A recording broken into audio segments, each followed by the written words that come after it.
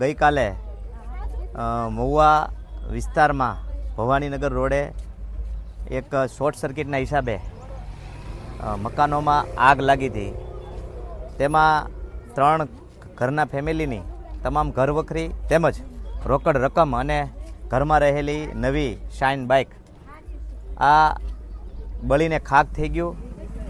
જ્યારે અમારી આખી ટીમ જે તે વખતે આગ લાગી ત્યારે પણ ખૂબ જહેમતથી આગ ઓલાવવાનું કામ કરેલું અને જ્યારે આ પરિવારના કપડાં તેમજ અનાજ કરિયાણું અને રોકડ રકમ અમારા ભારતીય જનતા પાર્ટીના ઉપાધ્યક્ષ ભાઈ શ્રી એલબીભાઈ અને ચેતનભાઈ દ્વારા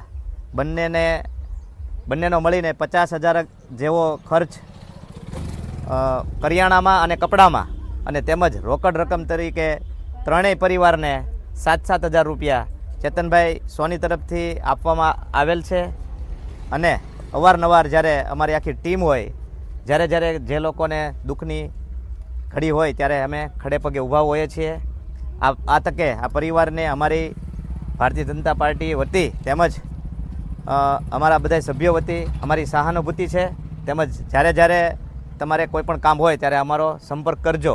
અને મેં અત્યારે જીઈબીના સાહેબને પણ કોલ કરીને કીધું છે કે આ શોર્ટ સર્કિટના હિસાબે અહીંયા આગ લાગી હોય તો આ લોકોને જે રીતે આપણે સહયોગ થતા હોય એવી રીતે સહયોગ થવાની કોશિશ કરીએ.